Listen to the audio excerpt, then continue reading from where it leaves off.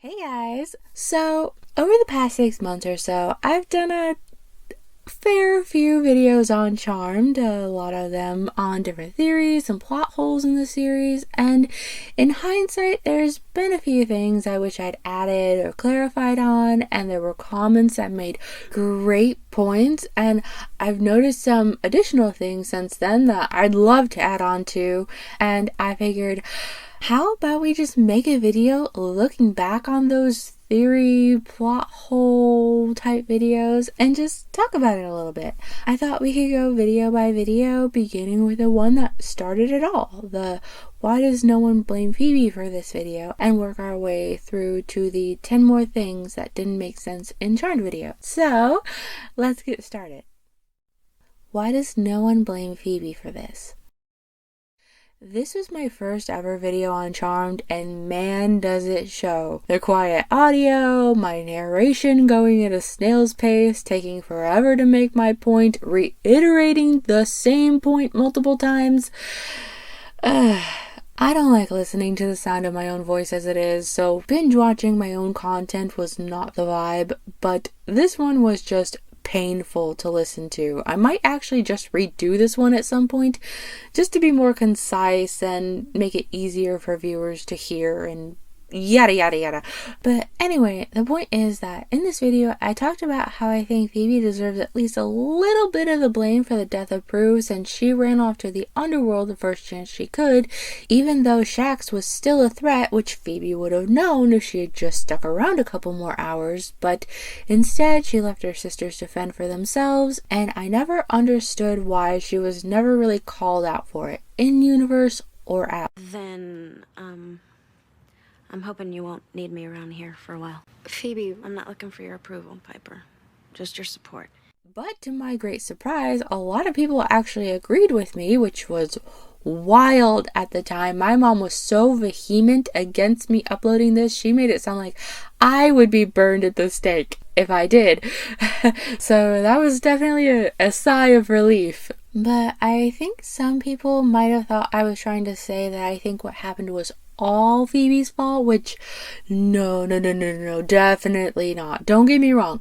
I definitely think Phoebe was irresponsible in this episode, and while I do like Prue well enough, I think she too played a role in her own death by being reckless, and Magic getting exposed was definitely more her fault than anyone else's. I mean, yes, Shax attacked them in public, but it was her brilliant idea to go after him in public in the first place, which led to them getting exposed as witches not once but twice. Oh, okay. Come on. Oh, come on, where? To go find him so we can finish him off while he's still hurt.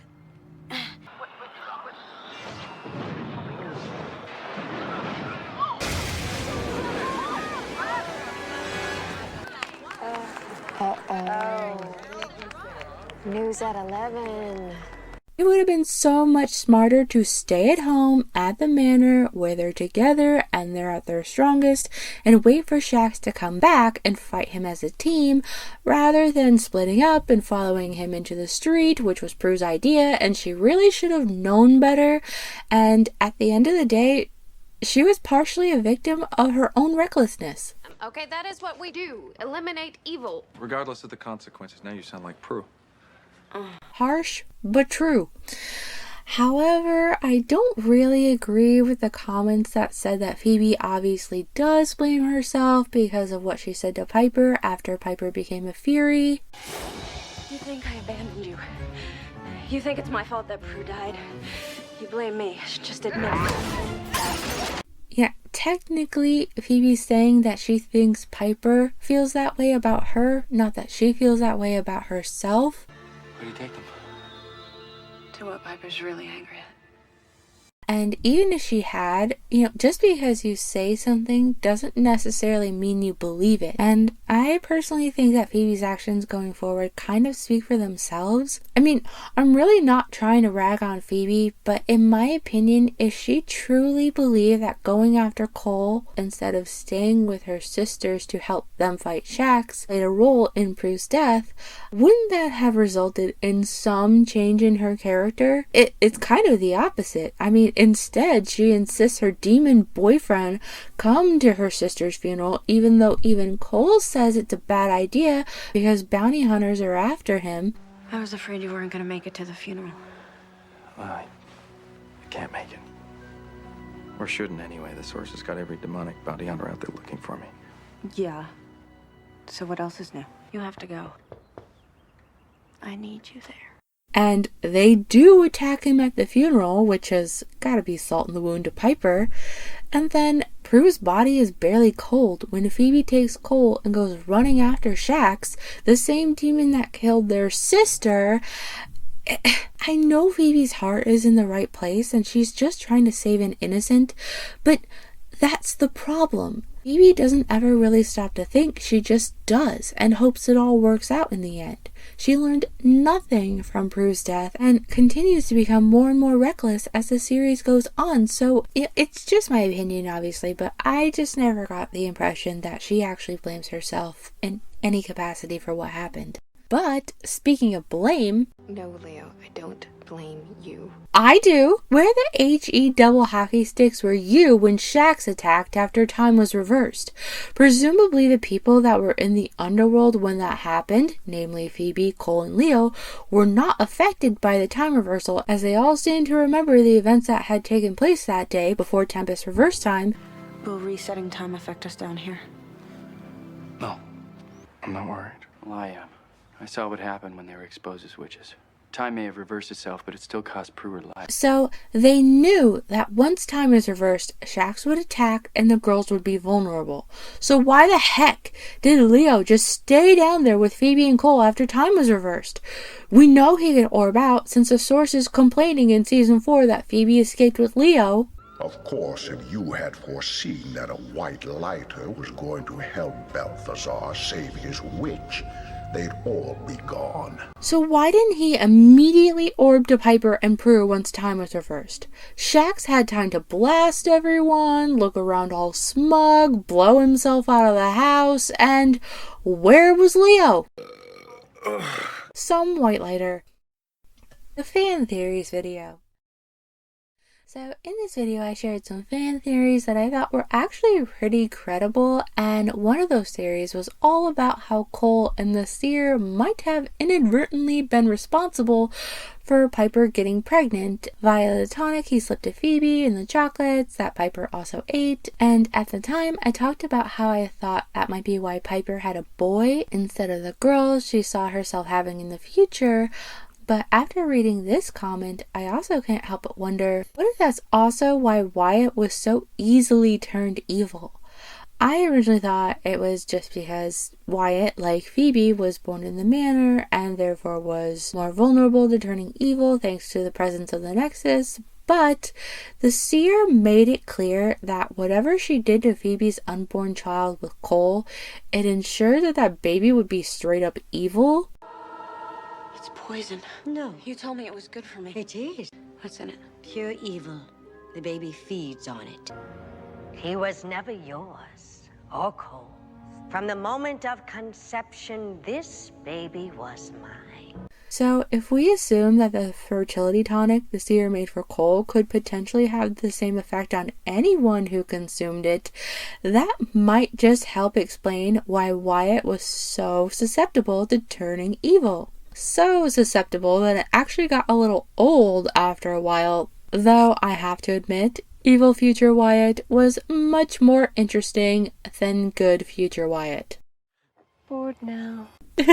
I had to. Although the Nexus might help explain why the tonic took longer to work on Piper than Phoebe, it was established in the episode Is There a Woogie in the House that Phoebe was the only sister to be born in the manor and therefore was more susceptible to turning evil than her sisters.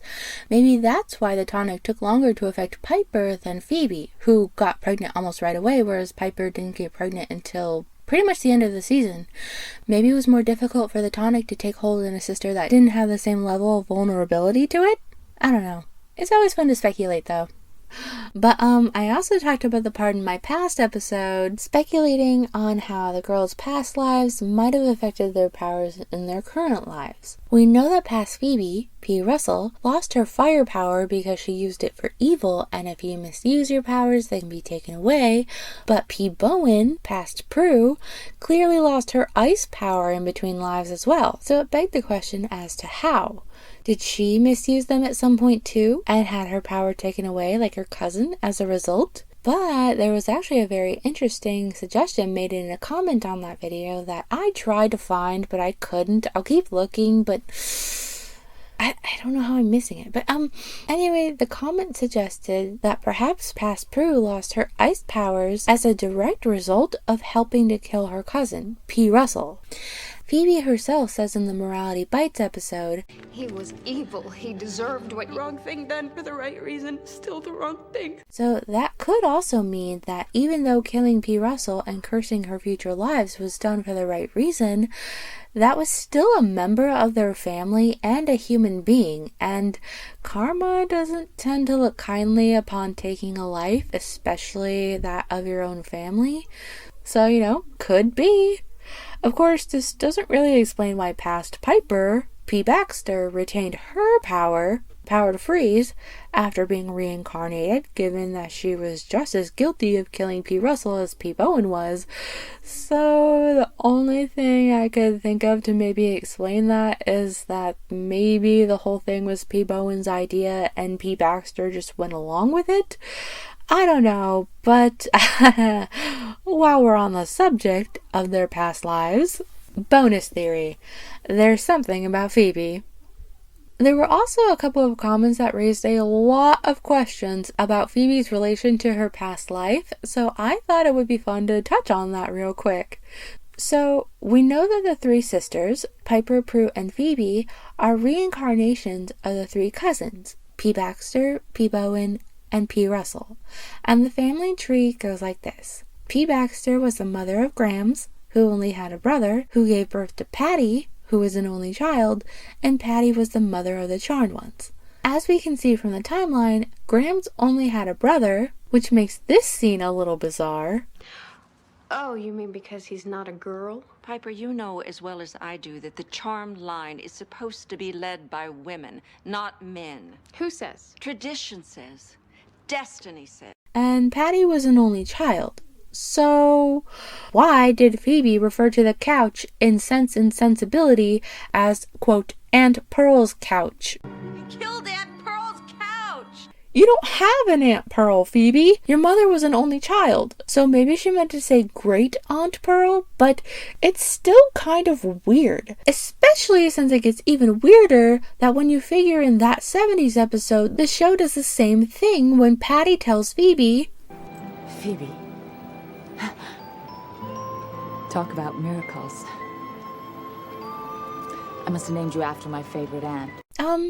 Patty, you don't have an Aunt Phoebe. You only had an uncle, since your mother only had one sibling, and that was a brother. And it definitely wasn't your father's sister because her name was Janice. You probably meant Great Aunt Phoebe, but isn't it weird that the show does this aunt thing not once but twice, and each time it's somehow connected to Phoebe, the one who is already way more in tune with her past life than most people? And what's more is that Phoebe is also the only one of the sisters that takes a name from the cousins directly, with the three cousins being named Priscilla Baxter, Pearl Russell, and Phoebe Bowen, and the sisters being named Piper, Prue, and Phoebe Hollowell. I feel like the show is trying to tell us something, I just can't figure out what. All I know is, there's something about Phoebe. And moving on to who was Shax really after, this video was all about the episode All Hell Breaks Loose, and how in that episode the Charmed Ones tried to save a doctor, saying that, You're a healer, you do good. Now either you have saved too many lives, or you're about to save a life that they don't want you to save. And in this video, I talked about a fan theory that suggested that maybe the life they didn't want Dr. Griffiths to save was Paige. And I really do still think that theory is amazing, especially with all the different ways people have contributed with examples of how the show could be telling us that it was always Paige's destiny to join with her sisters. But there was a very interesting twist made in another comment that I also thought would be interesting to explore. This theory suggests that maybe the person they didn't want Dr. Griffiths to save was Piper. I can't believe I never even thought of this, since we all watched Dr. Griffiths operate on Piper. And although he doesn't actually save her, it's definitely an intriguing theory. Like, okay, if you think about it, Piper was only shot because magic was exposed and that crazy bee shot her in the resulting chaos. But magic was only exposed because Shax attacked them in public. And Shax is the Source's personal assassin and is likely well aware of the rules of magic being a secret, considered he initially followed them home. And also, he's an assassin. The name itself implies, secret agent level stuff. But the point is, if Piper was a life they didn't want him to save, it would mean that the Source either had foreknowledge that magic would be exposed and used it to his advantage, very possible considering he had both an oracle and a seer at his disposal, or he specifically engineered those events to make that happen, which would honestly answer quite a few questions now that I'm thinking about it. Like how if magic is supposed to be this big secret and both sides agreed to keep it that way, why the Source's personal assassin attacked the Charmed ones in public not once but twice.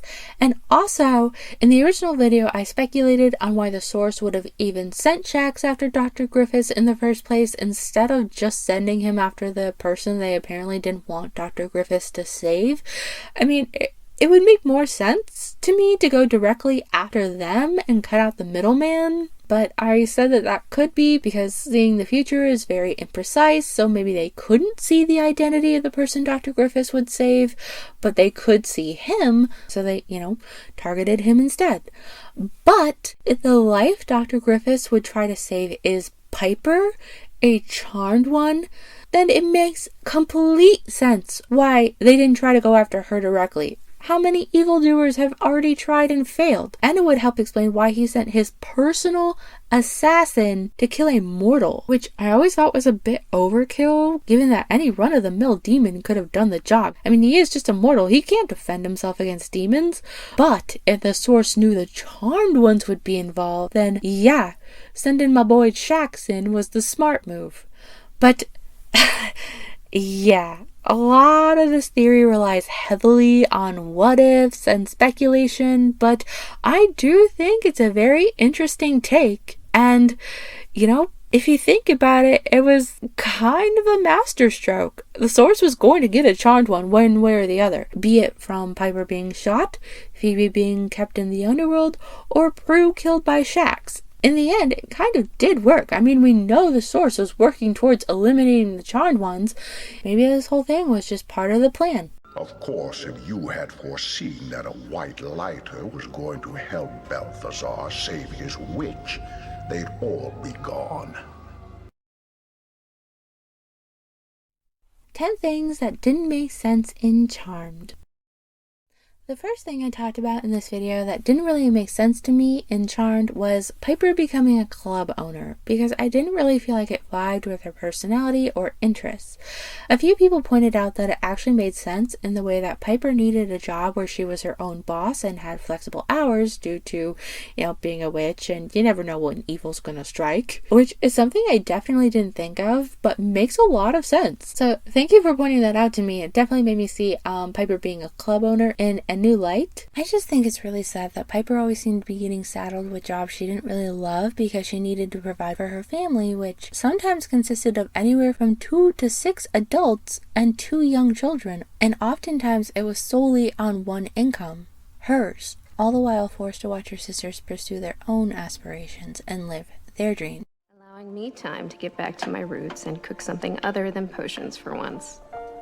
And open the restaurant I'd always dreamed of owning. The cleaners. I feel like I pretty much said everything in the video, but I did get a couple comments saying that the cleaners might have been created after the All Hell Breaks Loose fiasco as a way to make sure that never happened again. And while I would have loved if the series had established that, because it would have made the cleaners make a lot more sense, it was never actually mentioned in the series. Have been assigned to watch the Charmed Ones since they first became witches, have you not? That is correct. So unfortunately, the elders creating them as a response to the All Hell Breaks Loose episode isn't actually canon. We can dream though. I feel like us fans have already come up with better ways to tie this stuff in than the people who wrote the show. But whatever. A page from the past. In this section of the video, I talked about the episode A Page from the Past and how Leo called his friend Clyde to open a door to the past so Paige could relive the day her parents died and see that the accident was never her fault. I said that the door was something of a plot hole given that it establishes a way to go back in time just 10 episodes after All Hell Breaks Loose, which I thought was ridiculous, and I got a lot of comments reminding me that Clyde's door only lets you experience the past, not change it. So it didn't really make sense to use it in an argument about changing the events that led to the exposure of magic. And you guys were so right. Honestly, that was such a flimsy example to use for that point, and I really wish I had thought it through a bit more before I did that. What I was trying to say is that they make it sound in All Hell Breaks Loose that asking Tempest to reverse time is literally the only way to go back and change the events that led to the exposure. Now you know why the elders have always been highly concerned about exposure. Okie dokie, now we know. Do they have any solutions or not? One, but it's a long shot.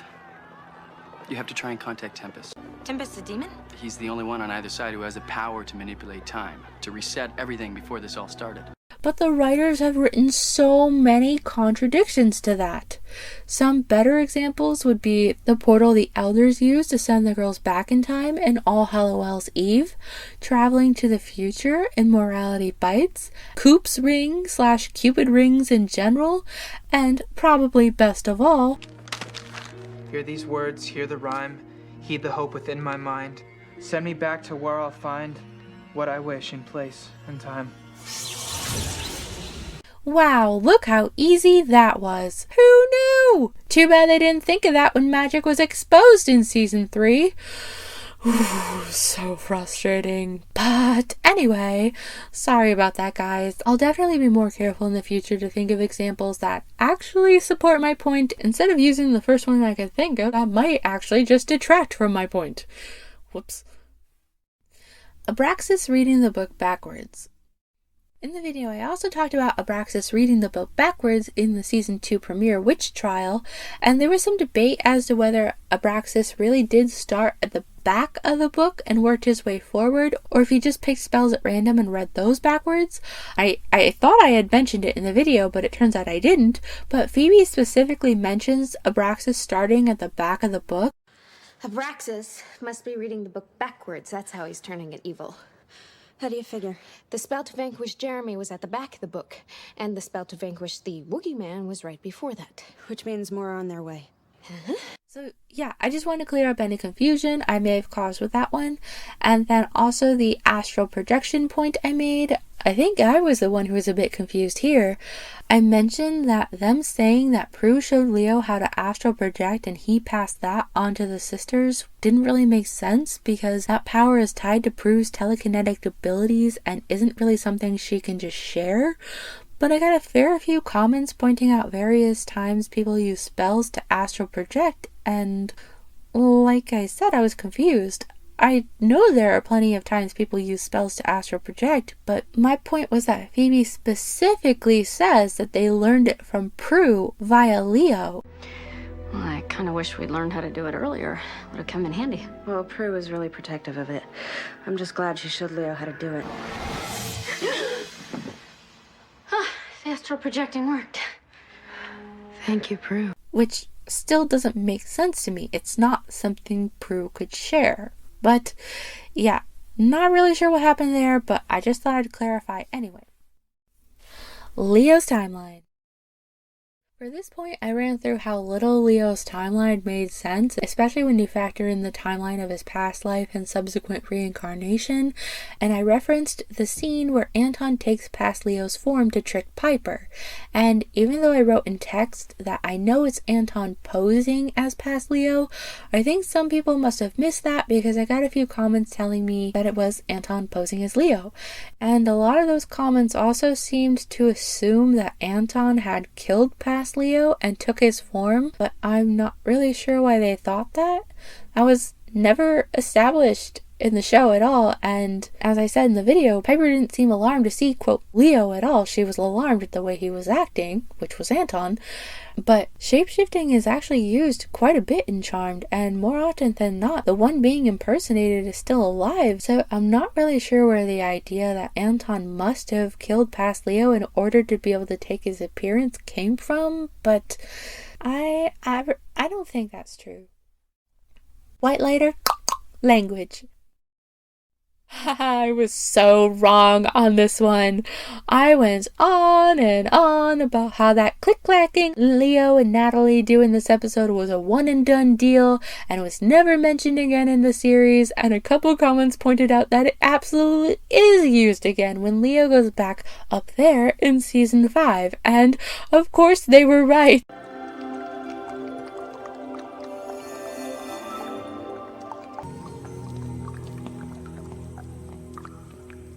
I never once noticed that before, so I'm really sorry about that, you guys. I still think that is a bit dumb, but it absolutely was mentioned again, so thank you guys for noticing that and pointing it out to me. Again, so sorry. I was so wrong on that one. And, speaking of so wrong, Bob Guinea sings a song called So Wrong, and it's such an underrated song, and he's actually an underrated artist, but when I said that, I got that stuck in my head. I would definitely recommend giving that one a listen. Honestly, the album was pretty good. I also like A Spare Minute, and then, it starts with an F. I can't remember the name of the song, though. Fortunate? Whatever. And now we're on to 10 more things that didn't make sense in Charmed. Wanting Piper to give birth in the manor. In this video, I talk about how it didn't make sense to me that Phoebe and Paige were so determined to have Piper give birth in the manor, and that I didn't remember a reason ever being established as to why they were so insistent on the idea, but you guys reminded me that to have this baby in a hospital. I'll make arrangements today. Oh, really? And what happens when she's delivered in swaddling orbs? We'll deal with it then. I was like, whoops, wrong again. Seriously, how did I miss that one? So embarrassed. To be honest though, I still don't get why they insisted on a home birth, considering they had that memory dust if need be. Better to have a couple people forget a few things than expose magic, right? But also the first place they went when Piper passed out with Wyatt was the hospital. And not only that, but Chris actually was born in the hospital. And it's like, how did magical exposure stop being a concern by the time baby number 2 came along? Okay. But yeah, completely forgot about that swaddling orb thing. Now I remember. I'm definitely trying to be more careful in future videos to make sure I actually know what I'm talking about before I put my foot in my mouth. Sorry about that, you guys. The Titans. I went on this rant about the Titans and how it doesn't make sense that Chris said that the Titans killed Paige, and yet Chris kept alluding to Paige actually having been alive in his timeline after all. Where I come from, history shows Paige didn't get turned to stone on this day. She died. Do we even get along in the future? We're gonna need Paige. It took the Power 3 to vanquish this thing in the future. What? But I also got a comment that reminded me that this scene exists too. See, this is where I ask for money to go to the movies. Very funny. Actually, in the future, you're the one I go to for money. Boy, Chris, your story just changes with the weather now, doesn't it? And not only that, but something else I've been wondering since I did that video is... Okay, so Chris came back to stop Wyatt from turning evil, and it's established that Gideon, an elder, is the one who was responsible for causing Wyatt to turn evil. But... in season 5, Chris also said that all of the elders were killed by the Titans. In my future, all the elders were killed. That's why I came back, to help Leo give you the power so this would never have to happen again. How did Gideon apparently turn Wyatt evil in Chris's future if all of the elders were killed? I honestly can't tell if this is a writing plot hole or if Chris is just that much of a liar. Because believe me guys, the Chris video is coming. But seriously, so many questions. But last but not least, the last point I thought I'd touch on again is Prue's erasure from the show. I said that it doesn't really make sense from a story standpoint why Prue's existence was pretty much erased from the show, and that they could have found ways to sort of pay tribute to her character and how important she was to the show. And an example I used was maybe having her sisters wear her clothes every now and then as a way to remember her. But to my great surprise, that actually happened, and I just never noticed until a comment pointed it out to me. Would you believe that the coat Phoebe wears on the night of her wedding in the episode Merry-Go-Round is the same one Prue wore in the episode Awakened? That is so sweet. As people have said, it's like she wanted a little piece of Prue with her on her wedding day.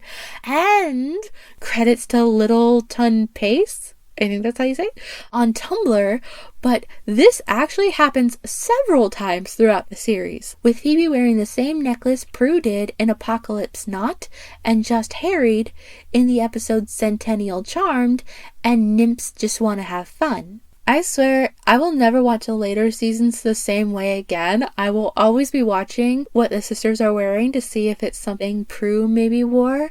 I might even make a video on it if I find more, but I did think this would be the perfect point to end on, considering my very first point was kind of coming down on Phoebe and how I feel she kind of let her sisters down. But when you look at something like this and how Phoebe continued to wear Prue's clothes for years afterwards, it's almost like it's a way of showing that Phoebe, in a way, ended up being the one who missed Prue the most. And I just think that is so sweet. And it's just that little bit of sisterhood, that nod to sisterhood that I love about Charmed. And, you know, people seem to really hate season 5, but it's stuff like this that makes me go, it wasn't all bad. But yeah, I think that's so cool, and I love this stuff. I love looking for it. I love talking about it. I'm so glad I could talk to you guys about it and share it with you. And yeah, let me just stop flapping my yap. Thank you so much for watching. I hope you liked this look back at our Charmed journey thus far. And I hope you're all doing very well and that you're having a wonderful day or night wherever you are. Bye.